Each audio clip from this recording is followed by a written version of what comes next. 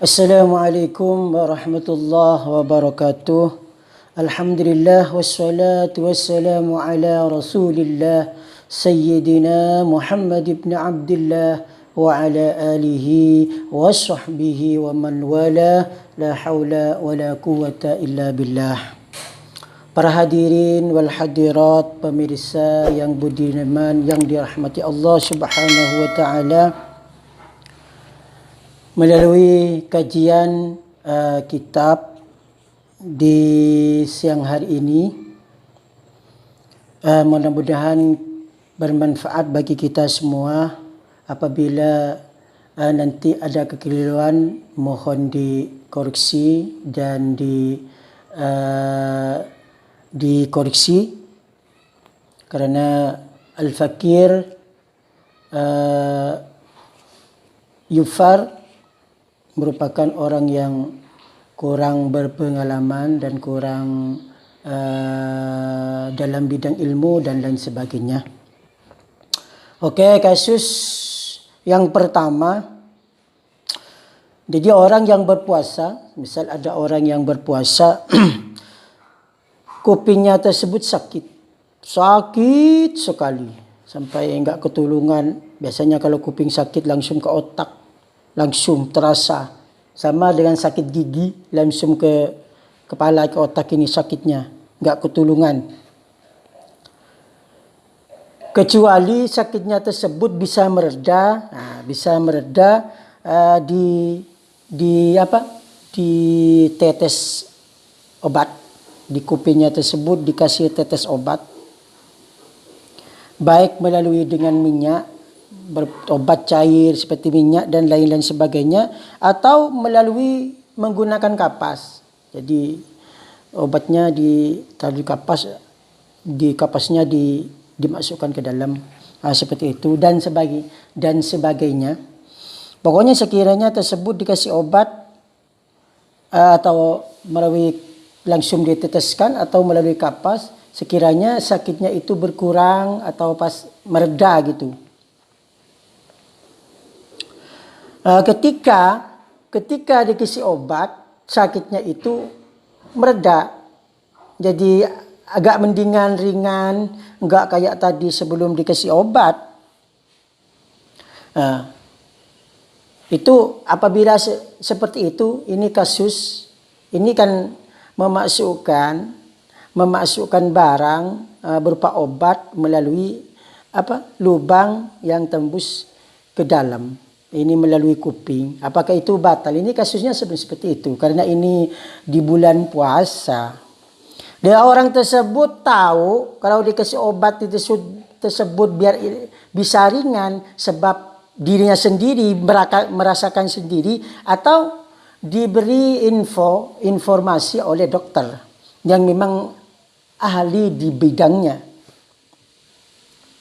Maka kalau seperti itu, maka itu hukumnya boleh dan batalnya dan puasanya tidak batal. Jadi sah puasanya. Karena apa?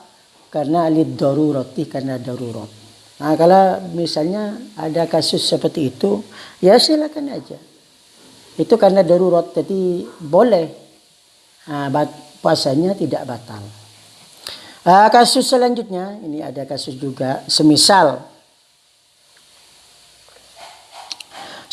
giginya tersebut, ada orang sakit gigi, aduh sakit, aduh, jadi makan nggak bisa makan, minum nggak bisa minum di malam hari waktu sahur, tidur nggak bisa tidur, ibadah nggak konsen karena sakit. Biasanya kalau sakit gigi itu kan langsung ke otak.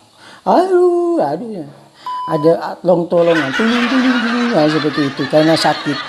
Sedangkan orang tersebut berpuasa, ini ada orang sakit giginya itu dicabut dan orang tersebut dalam keadaan berpuasa di bulan Ramadan. Setelah dicabut, mengalirlah darah gigi yang dicabut tersebut, darahnya terus mengalir. Dan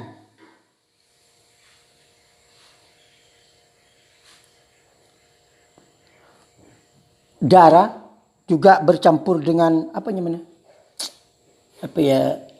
Air ludah bercampur meskipun air ludahnya tersebut agak bening, misalnya darahnya sedikit, maka kalau seperti itu darahnya tersebut mengalir atau bercampur dengan air ludah baik sedikit, itu hukumnya wajib membasuh mulutnya itu wajib dibasuh biar darahnya itu keluar, kekemur dengan air, pelan-pelan dikeluarin. Itu hukumnya harus dibasuh, maksudnya dengan air. Apabila darahnya tersebut, sini ada lagi, setelah dibasuh keluar lagi darahnya banyak, sebab disebabkan ada kadang orang mencabut gusi tersebut darahnya banyak. Ini bukan darah head, tapi darah gusi. Nggak tahu kalau darah head itu kan spesialis wanita yang tahu. Ini darah gusi, darah gigi yang dicabut. Darah orang tersebut tidak mungkin menjaga dari darah tersebut, karena darahnya terus keluar gimana ini, keluar terus, mau dikasih dibersihin, keluar lagi, keluar lagi, maka itu diampuni, ma'fun anha, ufiya anhu, itu diampuni. Teruskan aja puasanya, itu diampuni. Seperti halnya darah gusi yang terus-terusan mengalir, maka diampuni karena apa? Karena sulit untuk menjaga tersebut dari darah gusi yang berdarah, terus-terusan dibersihin, keluar darah lagi. Itu diampuni. Atau orang tersebut, seperti sekiranya orang tersebut meludah, dengan cara meludah, bukan dengan cara dibersihin dengan air, meludah, tuh, sampai ludahnya sampai putih.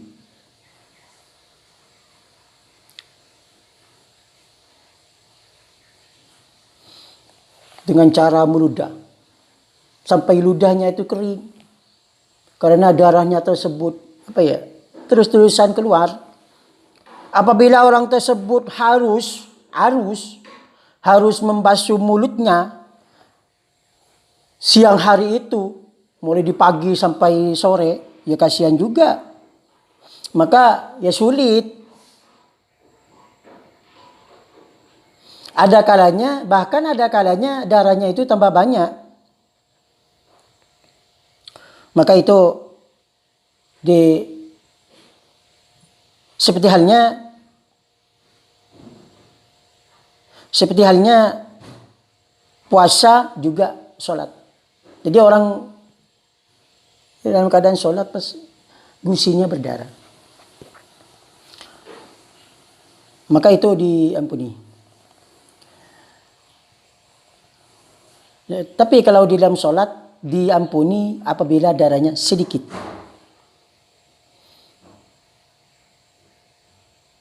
Dan juga apabila tidak tertelan. Jadi ada darahnya sedikit dan tidak tertelan.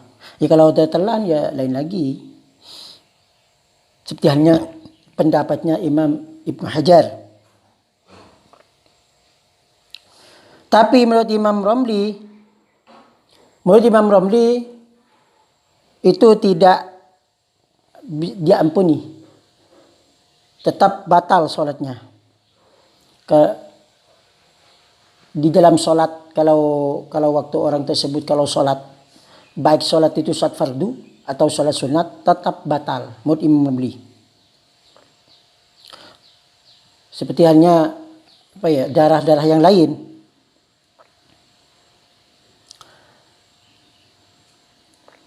Adapun kalau di dalam berpuasa, bukan di dalam sholat, maka itu tidak membahayakan apabila ada darahnya. Secara mutlak itu sepakat ulama. Meskipun darah Anda tersebut tertelan dengan syarat-syarat yang sudah ditentukan, maka itu diampuni. Dan ada juga satu kaul yang mengatakan ma'fu, ludah yang bercampur dengan darah gusi secara mutlak, itu ma'fu. Apabila bersih, itu ada pendapat yang bilang seperti itu. Dan di dalam najisnya ludah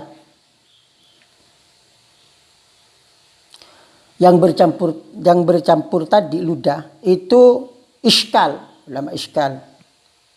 Karena itu adalah najis, ada di dalam najisnya ludah yang bercampur tadi, ludah tadi itu ada keiskalan karena itu najis yang umum,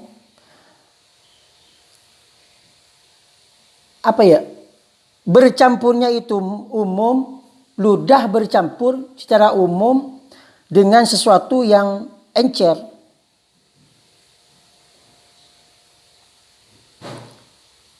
Dan juga tidak najis bertemu dengan ludah tadi. Seperti halnya darah yang ada di dalam mulut.